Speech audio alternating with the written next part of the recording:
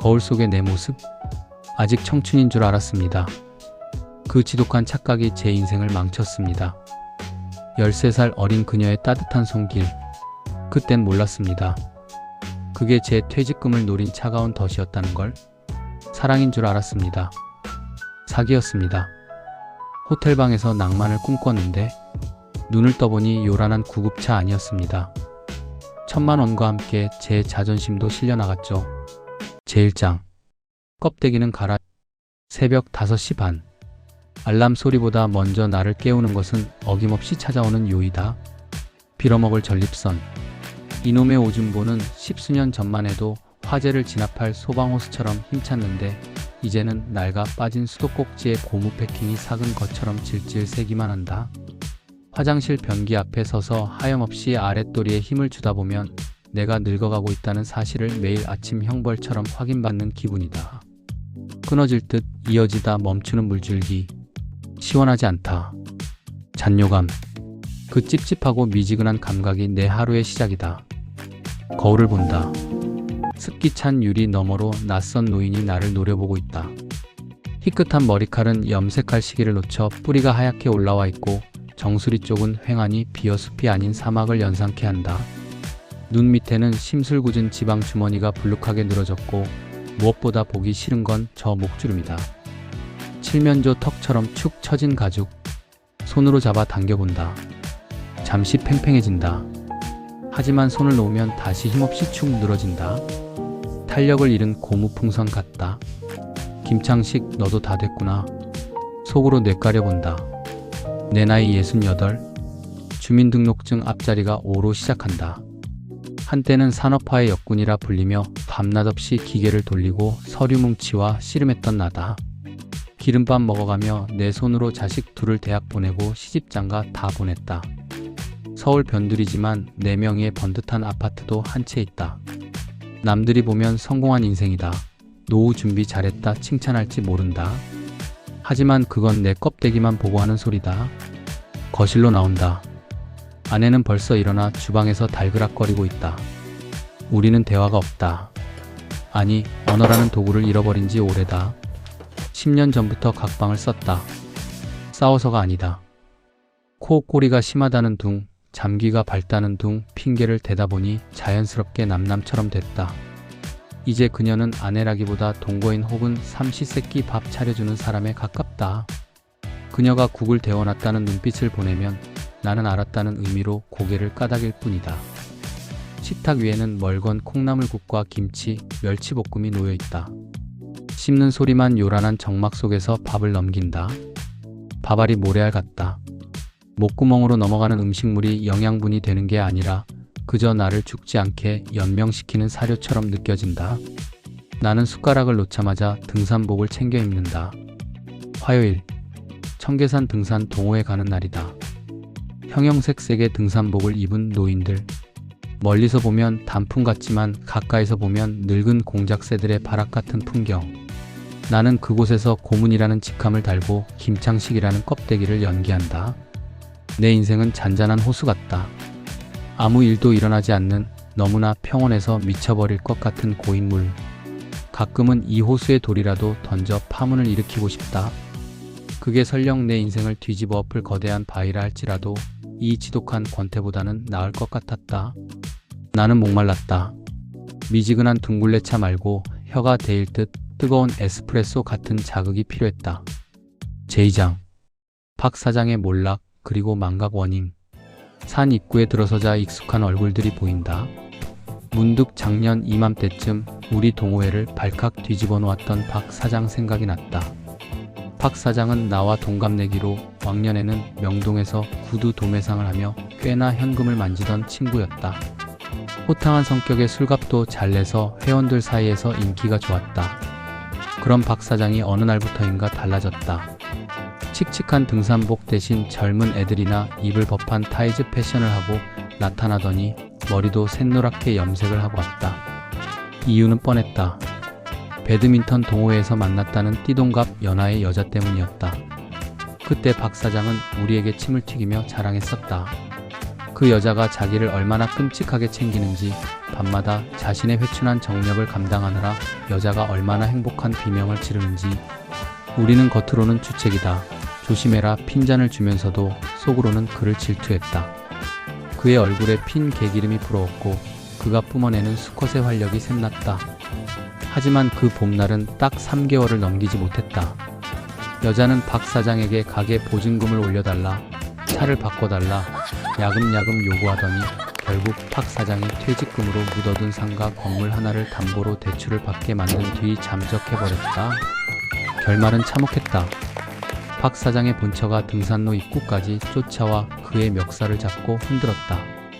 등산객들이 오가는 그 길바닥에서 박 사장은 쥐어터진 걸레짝이 되어 고개를 숙이고 있었다. 이 늙은 놈아, 로망이 나도 유분수지. 아내의 고함 소리가 메아리처럼 울리던 그날, 나는 박 사장을 보며 혀를 찼다. 멍청한 놈, 늙어서 저게 무슨 추태냐.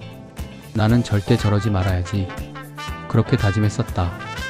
박 사장은 그 길로 동호회에서 제명됐고 지금은 요양병원에 있다는 소문만 들린다. 그런데 참으로 간사한 것이 인간의 마음이다. 1년이 지난 지금 내 기억 속에서 박 사장의 비참한 말로는 희미해지고 그가 짧고 강렬했던 3개월의 회춘만이 뚜렷하게 남아 나를 괴롭힌다. 어차피 늙어 죽으면 썩어 문드러질 몸, 박 사장처럼 한 번이라도 불타올라 보고 죽는 게 남는 장사가 아닐까? 그런 위험한 생각이 스멀스멀 피어오르던 차였다. 그 불씨에 기름을 붓는 여자가 나타난 건 제3장. 불꽃은 예고 없이. 그녀가 나타난 건 정확히 3주 전 단풍이 절정으로 치닫던 때였다. 동호회 총무가 데려온 신입 회원 미경. 55이라고 했다. 요즘 산에 가면 55은 애기 취급을 받는다지만 그녀는 단순히 나이가 젊어서 눈에 띄는 게 아니었다. 산전수전 다 겪어 억척스러워진 우리 또래 여편네들과는 결이 달랐다. 진한 루즈 대신 옅은 립밤을 바른 입술, 햇볕에 그을린 기미를 훈장처럼 달고 다니는 여자들과 달리 그녀의 피부는 복숭아 속살처럼 뽀얗고 붉었다. 무엇보다 눈빛이 맑았다. 아니, 정확히 말하면 처연했다. 사연이 있어 보이는 눈망울, 맹수 같은 수컷의 정복욕과 보호 본능을 동시에 자극하는 그 눈빛이 내 가슴에 꽂혔다. 등산복 핏빛도 남달랐다. 헐렁하게 몸을 가리는 아줌마 패션이 아니었다. 탄력 있는 레깅스 위로 드러난 종아리 근육, 그리고 허리 라인이 살짝 들어간 재킷. 그녀가 움직일 때마다 은은한 비누 냄새가 땀 냄새 섞인 산 공기를 갈랐다. 내 심장이 쿵 하고 내려앉았다. 이건 협심증 증상이 아니었다. 팔기통 엔진. 20살 때 미팅 장소인 독일 빵집 문을 열 때 느꼈던 바로 그 엔진의 진동이었다. 박 사장의 얼굴이 잠시 스쳐 지나갔지만 나는 고개를 저어 지워버렸다. 나는 박 사장과는 다르다. 나는 더 점잖고 더 지적이며 상황을 통제할 능력이 있다고 믿었으니까. 산행 내내 내 시선은 그녀의 뒤통수에, 배낭끈을 쥔 하얀 손에, 그리고 가파른 길을 오를 때마다 가쁘게 오르내리는 그녀의 어깨에 머물러 있었다. 나는 평소보다 훨씬 점잖은 척 배에 힘을 꽉 주어 처진 뱃살을 집어넣으며 그녀의 뒤를 따랐다. 그녀가 힘들어하는 기색을 보일 때마다 나는 말없이 물을 건네거나 손을 잡아주며 신사적인 늙은 늑대 흉내를 냈다. 사건은 하산 후 뒤풀이 장소에서 터졌다. 파전의 도토리묵 막걸리가 몇 순배 돌고 분위기가 무르익었을 때였다. 그녀가 내게 술을 권했고 내가 실수로 술을 흘리자 그녀의 손이 내 손등을 덮었다. 아주 찰나의 순간 그녀의 가늘고 따뜻한 손가락이 거칠고 투박한 내 손등 위를 스치듯 잡았다가 떨어졌다. 그리고 그녀의 입술이 달싹였다. 소란스러운 식당 소음 속이라 정확히 들리진 않았지만 분명 내 손이 따뜻하다거나 내가 듬직하다는 류의 칭찬이었으리라. 그 순간 고막을 뚫고 뇌수 깊숙이 박히는 전율, 찌릿한 전류가 척추를 타고 내려가 있고 살았던 감각을 깨웠다. 사타구니 안쪽이 묵직해지는 기분. 비아그라 따위는 필요 없었다. 내 몸은 이미 반응하고 있었다. 주변의 소음이 순식간에 사라지고 내 눈에는 오직 그녀의 붉은 입술과 젖은 눈동자만 보였다. 그녀가 나를 보고 있었다. 돈 많은 늙은이 김창식이 아니라 수컷 김창식을 보고 있었다. 나는 본능적으로 깨달았다. 이건 기회다. Shall we drink this in 내 one 인생의 shot? 황혼기에 찾아온 어쩌면 good. 신이 내린 Cheers. 마지막 보너스 스테이지. 박 사장처럼 파멸할지언정 이 잔을 마시지 않고는 배길 수 없을 것 같은 Sounds 갈증이 good. 타올랐다. Cheers. 제사장. 금지된 숲으로 고. 동호회 회칙 따위는 안중에도 없었다. 규칙이란 건 지키라고 있는 게 아니라 깨뜨릴 때의 짜릿함을 위해 존재하는 것이다. 나는 수십 년간 회사의 사규를, 사회의 법규를 준수하며 살아왔다. 하지만 내 인생의 황혼, 유통기한이 얼마 남지 않은 이 시점에 그딴 종이 쪼가리가 무슨 소용이란 말인가. 등산 일정이 없는 목요일 나는 그녀에게 전화를 걸었다. 손바닥에 땀이 배었다. 7천만 원짜리 계약을 따낼 때도 이렇게 떨리진 않았는데 등산 장비 조언이라는 그럴싸한 명분을 앞세웠다. 수화기 넘어 그녀의 목소리가 한 옥타브 높게 튀는 걸 들으며 나는 확신했다. 그녀도 기다리고 있었다고. 종로 5가 늙은이들의 거리에서 만난 그녀는 등산복을 벗고 베이지색 트렌치코트를 입고 있었다. 가을 바람에 흩날리는 그녀의 머리칼을 보며 내 가슴 속에도 바람이 불었다. 나는 그녀를 데리고 최고급 등산 장비점으로 들어갔다. 45만 원짜리 수입 등산화. 그녀는 가격표를 보고 깜짝 놀라며 손사래를 쳤다. 너무 비싸다. 나는 이런 거 신을 자격이 없다는 그녀의 거절은 내 마음을 더 안달나게 했다. 나는 억지로 그녀의 발에 신발을 신겼다. 신발 끈을 묶어주기 위해 내가 무릎을 꿇었을 때 그녀의 발이 내 손 안에 들어왔다. 작고 따뜻했다. 고개를 들어 그녀를 올려다보았을 때 그녀는 미안함과 고마움이 뒤섞인 눈빛으로 나를 내려다보고 있었다. 꽃뱀들이 짓는 가식적인 미소와는 달랐다. 정말로 부담스러워하는 순박한 여자의 눈빛. 나는 안심했다. 이 여자는 다르구나. 저녁 자리 육회집 대신 은밀한 룸이 있는 횟집으로 향했다. 자연산 도미회에 소주가 2병쯤 비워졌을 때 공기의 밀도가 바뀌었다. 취기가 오르자 나는 왕년의 무용담을 늘어놓기 시작했다. 중동 건설 현장에서의 고생담, 내가 지은 빌딩들. 뻔하디 뻔한 라떼는 말이야 레퍼토리였지만 그녀는 마치 영웅담을 듣는 소녀처럼 눈을 반짝이며 들어주었다. 그때였다. 그녀가 소주잔을 만지작거리며 나를 빤히 쳐다보았다. 눈가가 촉촉하게 젖어 있었다. 실례일지도 모르겠지만 웃을 때 눈가에 잡히는 주름이며 분위기가 자신의 고향 오빠랑 너무 닮았다고 그녀가 조심스럽게 입을 뗐다. 고향 오빠. 그 진부한 단어가 내 심장을 쿵하고 쳤다. 17살 때 짝사랑했던 동네 오빠가 있었는데 나를 보니 자꾸 그 오빠 생각이 난다고. 듬직한 어깨도 따뜻한 눈빛도 꼭 그 오빠가 나이 들면 이런 모습일 것 같다고. 삼류 드라마에나 나올 법한 뻔한 대사였다. 하지만 알코올에 절여진 내 뇌는 그것을 운명으로 해석했다. 아, 이 여자가 나에게서 돈 냄새가 아니라 사람 냄새를 맡고 있구나. 나의 늙음을 보는 게 아니라 내 안에 남아있는 청춘의 잔상을 봐주는구나. 그 말 한마디가 나를 완전히 무장해제시켰다. 나는 그녀에게서 단순히 매력을 느끼는 단계를 넘어 그녀의 추억을 지켜주는 대리인이 되고 싶다는 착각에 빠져들었다. 나는 식탁 아래로 다리를 뻗었다. 내 무릎이 그녀의 허벅지에 닿았다. 그녀는 피하지 않았다. 오히려 살짝, 아주 살짝 내 쪽으로 무게중심을 옮겼다. 이것은 신호다. 파란불이다. 나는 그녀에게 오빠라고 부르라고 제안했고 그녀는 수줍게 얼굴을 붉히며 아주 작은 목소리로 오빠라고 불렀다. 그 순박한 목소리가 내 이성의 퓨즈를 끊어버렸다. 그날 밤 나는 아내에게 전화를 걸어 친구 모친상이라는 뻔한 거짓말을 했다. 수학이 넘어 아내의 목소리는 건조했다. 의심조차 하지 않는 그 무관심이 오히려 고마웠다. 나는 죄책감 대신 해방감을 느끼며 전화를 끊었다. 나는 금단의 선을 넘었다. 이제 돌아갈 수 없다. 아니, 돌아가고 싶지 않았다. 제호장. 모래성 쌓기 서치. 우리의 만남은 7작전처럼 은밀했고 그래서 더 뜨거웠다. 나는 다시 청춘이 된 것 같았다. 아니, 청춘을 연기하기 시작했다. 강남 미용실에서 머리를 염색하고 젊은 옷을 사입었다. 비뇨기과에서 파란 약도 처방받았다. 미경과의 데이트는 내게 묘한 우월감을 심어주었다. 그녀는 절대 무리한 것을 요구하지 않았다. 오히려 내가 무언가를 사주려 하면 급구사양했다. 백화점 명품관 앞을 지날 때도 그녀는 쇼윈도를 흘깃 볼 뿐 발걸음을 멈추지 않았다. 어느 날은 그녀가 일하는 곳 근처로 무작정 찾아갔다. 그녀의 길을 살려주겠답시고 동네에서 제일 비싼 한우집을 예약했다. 1인분에 6만 원이 넘는 살치살. 마블링이 눈꽃처럼 핀 고기가 불판 위에서 치익 소리를 내며 익어갈 때 나는 어깨에 힘을 주며 고기를 집어 그녀의 앞접시에 놓아주었다. 하지만 그녀의 표정은 밝지 않았다. 오히려 죄지은 사람처럼 안절부절 못했다. 너무 비싸서 목구멍으로 안 넘어간다며 그녀는 젓가락을 멈칫거렸다. 계산서를 받아들었을 때 그녀는 사색이 되어 손을 떨었다. 식당을 나와서도 그녀는 내 팔을 꼭 잡으며 신신당부했다. 다음부터는 제발 이러지 말라고.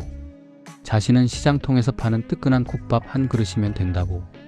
오빠랑 마주보고 앉아서 깍두기 국물에 밥 말아 먹는 게 훨씬 더 맛있고 행복하다고. 이런 비싼 거 먹으면 죄짓는 기분이 든다고 했다. 가로등 불빛 아래 그녀의 눈가가 촉촉했다.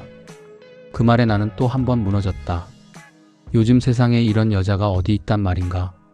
남자가 돈 쓰는 걸 당연하게 여기는 게 아니라 내 지갑 사정을 걱정해주고 소박한 국밥 한 그릇의 행복을 느끼는 여자. 박 사장을 등쳐먹었던 그 꽃뱀과는 차원이 다른 여자였다. 나는 그녀를 꽉 껴안았다. 내가 평생 지켜주리라 다짐하며. 어느 날은 2차로 노래방에 갔다. 친구들이랑 몇 번 갔을 때는 그냥 분위기 맞춰 술만 마셨는데 이날은 달랐다. 나는 분위기를 띄워보겠다고 내 딴에는 가장 신나는 노래인 테스형을 선곡했다. 탬버린을 흔들며 악을 쓰듯 노래를 불렀다. 숨이 턱 끝까지 차올라 폐가 터질 것 같았고 박자는 자꾸만 엇나갔다. 거울 속에 비친 내 모습은 땀에 젖어 헐떡이는 볼품없는 늙은이였지만 그녀는 달랐다. 그녀는 마치 이명웅 콘서트라도 온 소녀 팬처럼 열광하며 박수를 쳐주었다. 오빠 노래 정말 잘한다. 목소리에 힘이 넘쳐요. 그녀의 환호에 나는 내가 정말로 가왕이라도 된 양 우쭐해졌다. 현기증이 나서 휘청거리면서도 앙코르곡까지 불렀다. 몸은 비명을 지르고 있었지만 정신은 구름 위를 걷고 있었다. 그녀의 박수 소리가 내 낡은 육체에 억지 활력을 불어넣고 있었다. 나는 이 여자가 나를 다시 젊게 만든다고 믿었다. 바람이 제법 차가워진 늦가을 저녁, 그녀는 유행이 한참 지난 보풀이 인 모직 코트를 입고 나왔다. 남들은 벌써 패딩을 꺼내 입는 날씨에 얇고 낡은 코트라니. 추위에 떠는 모습은 아니었다. 오히려 단정하게 여민 옷차림이 그녀의 자존심처럼 보였다. 소매 끝단이 닳아 올이 풀려 있는 것을, 그리고 안감색이 발에 누렇게 변해 있는 것을 나는 보았다. 그 순간 내 가슴 한구석이 욱신거렸다. 대놓고 추우니까 옷 사달라며 앵기는 것보다 괜찮다며 웃는 그 생활감 묻은 공상이 나를 더 미치게 만들었다. 나는 억지로 그녀를 끌고 아웃도어 매장으로 갔다. 그녀는 손사래를 치며 도망치려 했지만 나는 제일 비싼 구스다운 점퍼를 그녀에게 입혔다. 거울 속의 그녀는 어색한 듯 옷깃을 만지작거렸다. 너무 과하다며 자신은 이런 거 입을 자격이 없다고 고개를 숙이는 그녀. 고맙다는 말 대신 붉어진 눈시울. 그것은 내게 훈장이었다. 나는 가련하지만 자존심 강한 여인을 후원하는 키다리 아저씨가 된 기분이었다. 가끔 그녀의 낡은 가방에서 삐져나온 전기요금 톡촉장을 보았을 때도 나는 그것이 그녀의 계산된 연출이라고는 상상조차 하지 못했다. 오빠가 주는 용돈이라고 생각하라며 쥐어준 돈 봉투를 받고도 그녀는 한참을 망설이다 받았다. 그녀는 삶의 무게에 짓눌린 가여운 여자였다. 내가 조금만 도와주면 숨통이 트일 여자. 나는 그녀의 구원자가 된 기분에 취해 내 통장의 잔고가 줄어드는 것을 기꺼이 감수했다. 스스로 만든 환상 속에 갇혀 늪으로 더 깊이 걸어 들어갔다. 제육장. 파도 끝에 절벽 파인드. 가을비가 추적추적 내리는 날이었다. 우리는 동해 바다가 보이는 호텔에 도착했다. 1박 2일. 내 인생의 하이라이트가 될지 아니면 마지막 발악이 될지 모를 여행이었다. 호텔방에 들어서자마자 느껴지는 건 설렘보다는 묘한 긴장감이었다. 통유리 너머로 검은 바다가 넘실거리고 있었고 파도 소리가 유난히 거칠게 들렸다. 나는 욕실에 들어가 파란색 알약을 삼켰다. 목구멍을 넘어가는 그 작은 알약이 마치 폭탄의 뇌관처럼 느껴졌다. 거울 속의 내 얼굴은 붉게 상기되어 있었다. 우아한 와인 따위는 없었다. 오는 길에 편의점에 들러 산 맥주 몇 개와 마른 오징어, 땅콩이 담긴 접시가 놓여 있었다. 호텔 룸서비스 메뉴판은 거들떠보지도 않고 난 이게 편해, 오빠. 라며 웃던 그녀. 그 촌스러움이 오히려 내 긴장을 풀어주었다. 그래, 우리는 우아한 귀족 노름보다는 이게 어울리는 사람들이지. 차가운 맥주가 목을 타고 넘어갔다. 알코올과 약 기운이 섞여 혈관을 타고 돈다. 나는 그녀 옆으로 자리를 옮겼다. 내 손이 그녀의 어깨를 감쌌다. 그녀는 거부하지 않고 내 어깨에 머리를 기댔다. 비누 향과 오징어 냄새가 묘하게 섞인 그 현실적인 냄새가 나쁘지 않았다. 테이블 위에 올려둔 그녀의 핸드폰이 요란하게 진동했다. 액정에 뜬 이름은 아들이었다. 그녀의 표정이 순식간에 굳어졌다. 잠깐만요. 아들이라서. 그녀는 황급히 핸드폰을 들고 테라스로 나갔다. 유리문 너머로 그녀의 뒷모습이 보였다. 처음에는 조용히 말하는 것 같더니 이내 어깨가 들썩였다. 언성이 높아지는 듯 하더니 결국 그녀는 바닥에 주저앉아 흐느끼기 시작했다. 나는 맥주캔을 든 채 멍하니 그 모습을 지켜보았다. 불길했다.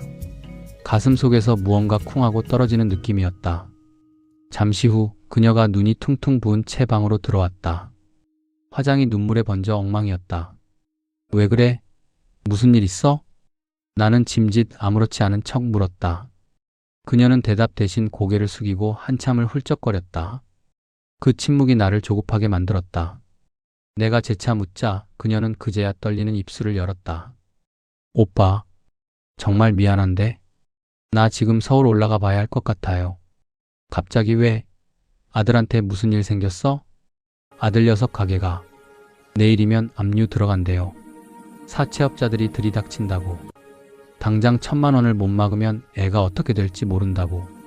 1,000만 원. 그 단어가 나오는 순간 내 머릿속에서 B- 하는 이명 소리가 들렸다. 박 사장의 이야기가 섬광처럼 스쳐 지나갔다. 아프다던 어머니, 사고 쳤다는 동생, 그리고 사업 자금이 필요하다던 박 사장의 그녀. 레퍼토리가 너무나 흡사했다. 내 머릿속의 이성은 소리치고 있었다. 김창식, 정신 차려. 이건 사기야. 100% 공사라고. 하지만 내 가슴은, 아니 내 욕망은 끈질기게 부정하고 있었다. 아니야, 미경이는 달라. 국밥 한 그릇에 행복해하던 여자잖아. 고향 오빠 닮았다며 나를 진심으로 따르던 여자잖아. 저 눈물을 봐. 저게 어떻게 연기야? 나는 긴가민가 했다. 의심과 믿음 사이에서, 아니 호구가 되지 않으려는 자존심과 그녀를 잃고 싶지 않은 욕망 사이에서 나는 갈팡질팡했다. 그녀는 나에게 직접적으로 돈을 달라고 하지 않았다. 그저 짐을 챙기며 울고 있을 뿐이었다. 그 모습이 나를 더 미치게 만들었다. 차라리 돈 달라고 매달리면 천액이라도 할 텐데 저렇게 혼자 감당하겠다는 듯 무너져 내리는 모습을 보니 발길질을 할 수가 없었다. 미경아, 1,000만 원이면 해결되는 거야? 내 입에서 나온 말은 내 의지가 아니었다. 파란 약에 취한 뇌가 혹은 늙은 수컷의 헛된 영웅 심리가 뱉어낸 헛소리였다. 그녀가 멈칫했다. 젖은 눈으로 나를 올려다보았다. 그 눈빛에 서린 것은 간절함이었을까? 아니면 걸려들었구나 하는 안도감이었을까? 나는 지갑을 열어 카드를 꺼내려다 멈췄다. 아니, 현금이 없었다. 당장 이체해 줄 수도 없었다. OTP 카드는 집에 두고 왔다. 지금 당장은 안 되고 내일 아침에 은행 문 열면 오빠, 지금 당장 입금 안 하면 애 잡혀간대요. 제발요. 오빠 친구분들한테라도 좀 부탁하면 안 될까요? 제가 평생 은혜 갚을게요. 그녀가 내 바지가랑이를 잡고 매달렸다. 비누 냄새가 훅 끼쳐왔다. 그 순간 나는 보았다. 그녀의 눈동자 너머에서 번득이는 조바심을. 그것은 자식을 걱정하는 어미의 눈빛이라기엔 너무나 계산적이고 날카로웠다. 이 늙은이가 과연 돈을 구해올 수 있을까? 갈를 보는 장사치의 눈빛. 아, 이건가? 이게 끝인가? 긴가민가 하던 시소가 사기 쪽으로 쿵하고 기울었다. 술과 약 기운으로 몽롱했던 정신이 찬물을 뒤집어 쓴 듯 차갑게 식었다. 국밥도 낡은 코트도 고향 오빠 타령도 전부 이 1,000만 원을 위한 정교한 무대 장치였구나. 나는 주인공이 아니라 무대 위에 올려진 늙은 광대였구나. 비참함이 밀려오기 전에 가슴 한가운데를 쇠망치로 얻어맞은 듯한 충격이 먼저 왔다. 제7장. 무너지는 바벨탑. 단말마 같은 신음이 터져나왔다. 단순한 통증이 아니었다. 심장이 제멋대로 뒤틀리며 쥐어짜는 듯한 고통. 숨이 쉬어지지 않았다. 파란 약의 부작용과 알코올, 그리고 배신감이 주는 급격한 스트레스가 늙은 심장에 과부하를 건 것이다. 시야가 하얗게 전멸했다. 나는 가슴을 움켜쥐고 침대 옆으로 고꾸라졌다. 바닥 카펫의 거친 감촉이 뺨에 닿았다. 그녀의 비명 소리가 들렸다. 흐릿해지는 시야 속에서 그녀를 올려다보았다. 걱정? 연민? 아니다. 그녀의 얼굴에 서린 감정은 명백한 공포와 혐오였다. 사랑하는 사람이 쓰러졌을 때 짓는 표정이 아니었다. 돈 뜯어내려다 폭상사 직전까지 간 노인네를 보며 경찰 조사받게 생겼다는 짜증 섞인 공포였다. 그녀는 나를 붙잡고 흔드는 대신 뒷걸음질 치고 있었다. 도망가려는구나. 본능적으로 알 수 있었다. 그녀의 손은 이미 옷가지들을 챙기고 있었다. 내가 바닥에 널브러져 헐떡이는 동안 그녀는 허둥지둥 옷을 꿰입었다. 팬티 스타킹을 신는 그녀의 모습이 슬로우 모션처럼 보였다. 119를 불러달라고 입술을 달싹였지만 목소리는 나오지 않았다. 그녀는 핸드폰을 꺼내 들었다. 잠시 망설이더니 수화기에 대고 무언가 짧게 속삭이고는 핸드폰을 가방에 쑤셔 넣었다. 그리고 나를 한번 돌아보았다. 그 눈빛, 경멸이었다. 주제 파악 못하고 설치던 늙은 수컷에 대한 조소. 그러게 주제를 알았어야지 라는 환청이 들리는 듯 했다. 문이 닫히는 소리가 내 인생의 마침표처럼 들렸다. 혼자 남겨졌다. 벌거벗은 채 차가운 바닥에 웅크린 꼴이라니. 천장 에어컨에서 나오는 바람이 내 앙상한 갈비뼈를 훑고 지나갔다. 춥다. 뼈가 시리도록 춥다. 이것이 내 현실이다. 20대의 심장을 가졌다고 착각했지만 나는 언제 심정지가 와도 이상하지 않을 노인이었다. 돈으로 살 수 있다고 믿었던 청춘은 결제 오류가 나자마자 가차없이 나를 폐기 처분해버렸다. 의식이 점점 흐려진다. 아내의 얼굴이 떠올랐다. 오늘 아침 맛없다고 투덜대며 먹었던 그 멸치볶음이 사무치게 그리워졌다. 화려한 불꽃놀이는 끝났다. 남은 것은 타다 만재와 지독한 화약 냄새뿐이었다. 제8장. 오래된 구두처럼. 규칙적인 기계음이 귀를 찌른다. 소독약 냄새. 눈을 떴다.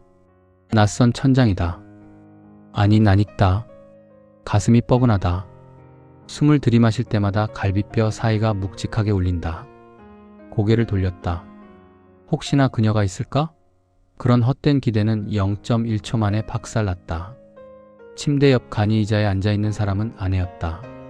화장기 없는 얼굴, 돋보기 안경을 코끝에 걸치고 스마트폰으로 고스톱을 치고 있는 나의 아내. 그녀가 내 인기척을 느꼈는지 고개를 들었다. 건조한 눈빛, 사막의 모래바람 같은 목소리로 그녀가 깼냐고 묻는다. 여기가 어디냐는 나의 물음에 그녀는 강릉병원 응급실이라고 짧게 답했다. 강릉, 호텔. 단어 하나하나가 내 심장을 후벼 팠다. 아내는 다 알고 있다. 친구 모친상이라는 핑계가 새빨간 거짓말이었다는 것을, 내가 강릉의 어느 호텔 방에서 벌거벗은 채 실려왔다는 것을, 호텔 직원이 전화했을 때 내 옆에 여자는 없었다는 사실까지도. 등줄기에 식은땀이 흘렀다.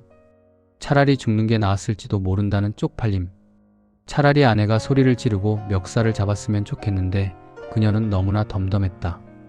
그 덤덤함이 나를 더 비참하게 만들었다. 그녀는 말없이 사과를 깎았다.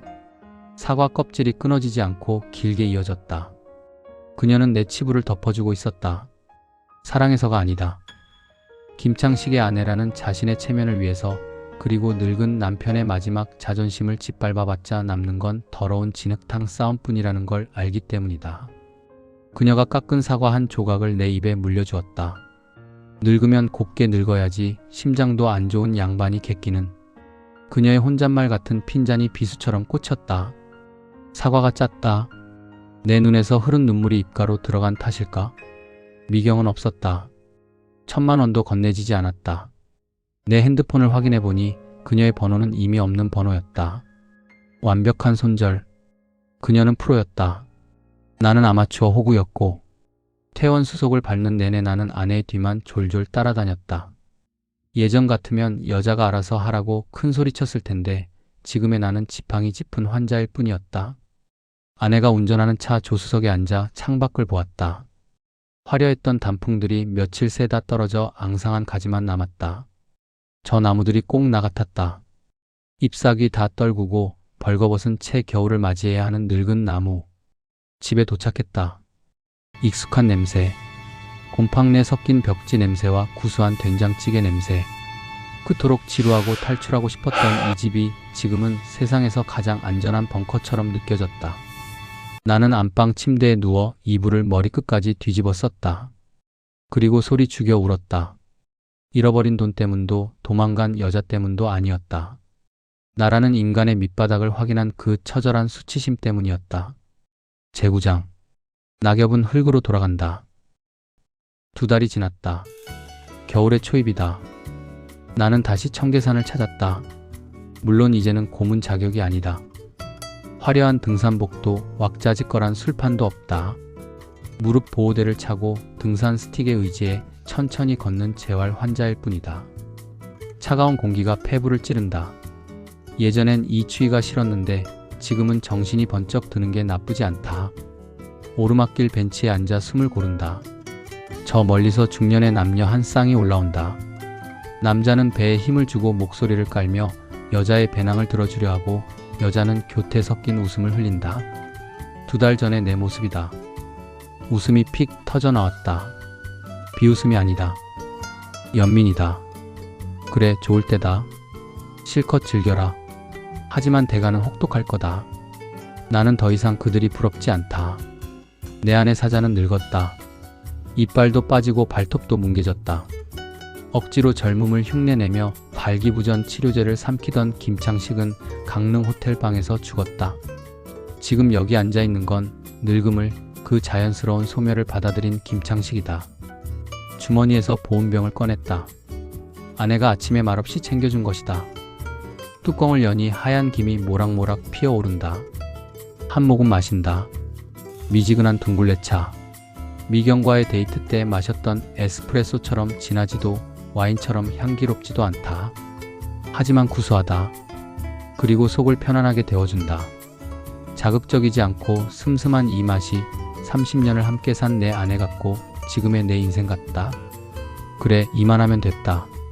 나는 혼잣말을 중얼거리며 발치에 떨어진 낙엽 하나를 지팡이 끝으로 쿡 찍어보았다. 바스락.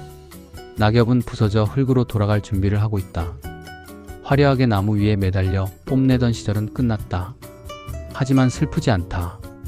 낙엽이 썩어야 걸음이 되고 그 걸음이 있어야 내년 봄에 새순이 돋는 법이니까. 나는 내 몫의 화려함이 끝났음을 인정한다. 이제 나는 누군가의 욕망이 되는 대신 누군가의 걸음이 되어야 할 시간이다.